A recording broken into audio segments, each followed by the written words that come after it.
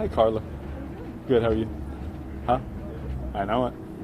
All right, fire away. Special occasions. Eric, Battle of the Bay. What does this rivalry you think mean to kind of this area? Yeah, I know it means a lot to our fans. I know it means a lot to everybody. And so, of course, we want to go out and win this game. That's every week. But we know how much it means to our fans and how excited they get for it. So we're aware of that, but it doesn't change anything for us. We got to go out and just play well. As Thursday night kind of throw the schedule off for the 100%. Yeah, it's a quick turnaround.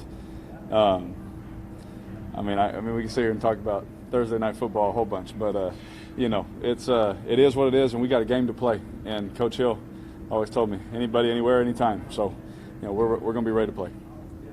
Did you play on Kyle Shanahan's team in the Senior Bowl? I was with Gus Bradley with the. Against him. Yeah, I was with the Jaguar staff. Yep.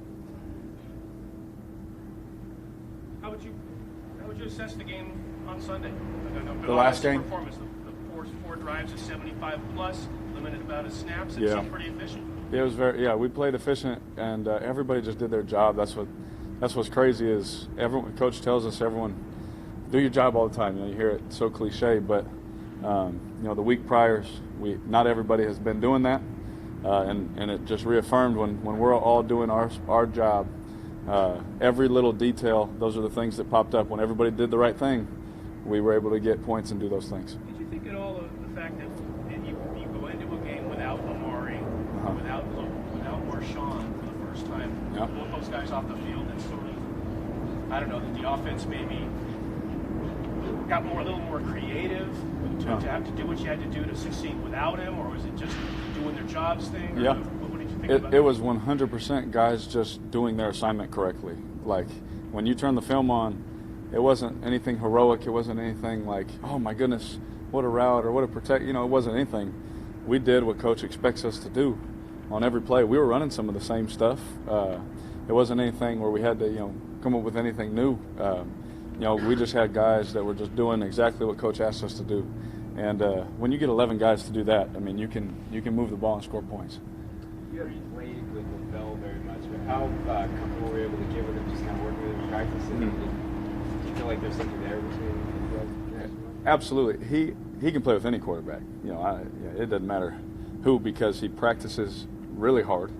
Every rep, he doesn't take one off, even if he knows he's not getting the ball. And then he's friendly to the quarterback. He always runs friendly routes. And so he can play with anybody. I'm glad that we had some time to work and all those things, but he's the kind of guy that you can just throw him in and just play. Because when quarterbacks, when we watch the film, obviously we're looking at a lot of things, but you always also notice when a guy knows the ball isn't coming to him, how hard does he run? When the guy knows, because they don't play that coverage, but only 4% of the time, so I'm probably not going to get it. You watch him, and he's always running his tail off, and that's not the case with everybody. So, you can always trust him to, oh, man, hey, it is. Here we go. Here's your number, and he won when we needed him.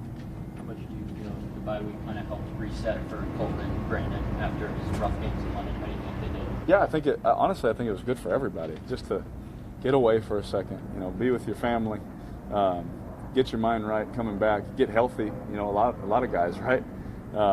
Get as healthy as can be, and I think a lot of that compounded with just being a man and wanting to get back out there and play again, prove yourself kind of thing. I think it helped him a lot. How much did what they were able to do up front help you execute? Oh, 100%.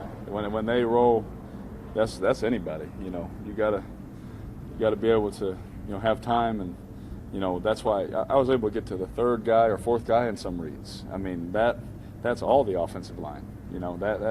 Whenever we have time, we can execute at a high level like that. That's always going to help for sure. Derek, the trade deadline's still like an hour and a half away, and obviously anything can happen. But Yep. barring any move, is there a sense of relief? And I'm not talking about you individually, but just team-wide, that what you have now is pretty much what's going to be for the rest of the year after, considering everything that's happened? Yeah, I think honestly that's every year too. Obviously some things have happened this year, that have sparked even more conscious about it. Makes us more conscious about it. But I will say that yes, we know who we have going forward. and it's on us to go out there and just execute and play well, and you know, try and stick around. You know, you want to keep proving yourself every year. James Jones told me, he said, you have to prove yourself every snap every year. You know, and that's the NFL. It doesn't matter who you are, what you do. You know, you got to prove yourself, and that's what we're excited about. We have a group of guys that care about one another. You know, care about.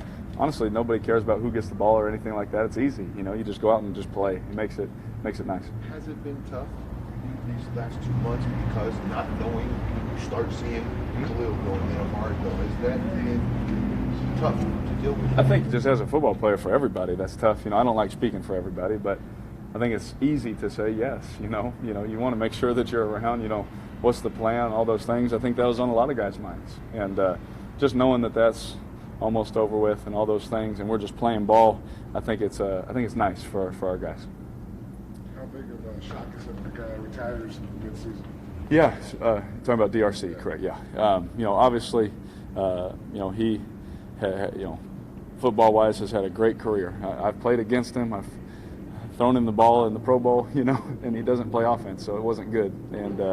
And you know, he's one of the fastest guys. He's one of the best guys. I had a great conversation with him before he left today, and you know, him just saying it was an honor playing with you, you know, vice versa, playing against you. You know, we talked about some things, memories, those kind of things, and then you know, just wish him well. And honestly, when something like that happens, I'd rather have it happen that way than halftime of a game. You know, that you know, I understand, you know, what he's doing. I understand why, all those kind of things, and you know, so there. Even coach addressed it with us, and he said, text him. Everyone show him love. Congratulate him on a great career. There's no hard feelings at all.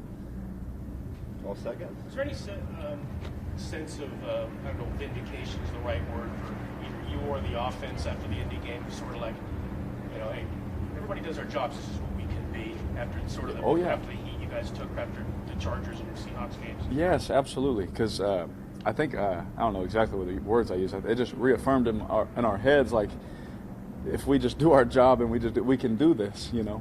Even if we don't have Coop or even if we don't have Marshawn, if everyone just does their job and wins against the guy they're going against, we can do some good things. And so hopefully guys continue to study. Hopefully guys continue to learn and compete their tails off, because you know, we want to score some points. We want to win some games. So it definitely showed us that if we do those things, we can do it. Is that the best pass protection you had all year? I mean, it was pretty good. I think I only got touched one time. So, you know, absolutely. And I thought those guys competed their tails off. We had a good plan, all those things. And, you know, we were able to get guys were able to get open. So we didn't have to hold on to the ball and things. It all works together. Was there a noticeable difference that you saw once you went back and looked at the tape from the two rookie tackles? Yeah, oh, yeah. Yeah, they did a good job. They looked healthy. They looked good. Yeah, definitely. All right. Yeah. Thank you very much. Yep, thanks. Appreciate it. Yep.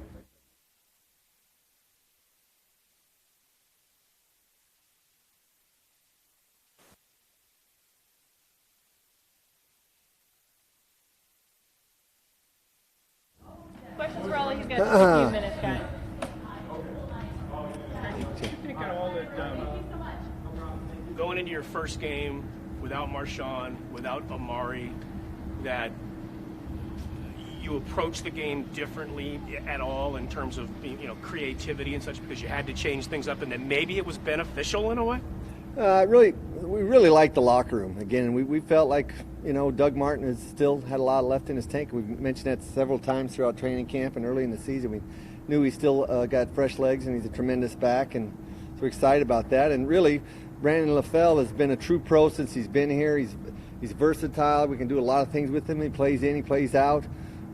Accomplished player that's done some good things in this league. So we didn't feel like the drop-off was quite what the outside people thought it was going to be. But, you know, again, we're excited about those two guys, and they stepped up for us last week, and we foresee them doing that again in the future. But the fact that you mentioned last week you have a sort of a different set of plays that work for Doug that's maybe sort of that you would use for Marshawn, that was a different look for the team you were playing. Yeah, and we'll continue to do that again. We've always tried to do that when we're game planning as a staff. Is that let's try and, you know, decide what our players do best, and let's try and put them in a position to do what they do best. And that's kind of fell into place last week with those two players. It's pretty I won't say surprising, but it's pretty staggering just the difference between when your offensive line was as banged up as it was before the bye and what you guys weren't able to really do or muster to when they have a break and just guys get right and what you're able to do offensively. What did you make of that difference in terms of how much you guys were able to do with what the difference was up front for you? I always believe that a fresh player is going to. We always believe that he's going to play better. Certainly, coming off some time off, but we were still missing KO, who we feel is like a big part of what we try and do in the offensive line. I think Feliciano did a nice job for us filling in, but we still haven't had a chance to play with those 5 guys on a consistent basis, and so once we get KO back and he's healthy, then hopefully then we'll see the arrow still going up. With Lavelle just not playing too much for the first, 6 weeks that he was here, do you feel like that maybe helped him get more comfortable in the offense, just being able to work with it out here? And then... Yeah, from the fact that he wasn't here, he's recently acquired. I think that helps. He had a chance to come in and learn the system. But again, he's a real bright player, and he's played in a number of different systems since he's been in the league. So he picked it up quickly. And again, his work ethic out here, his preparation since he's been here has been outstanding. So we knew there wouldn't be much of a fall off just based on the preparation part of his game. All set. That it? Thank you, guys. Yep. Thank you.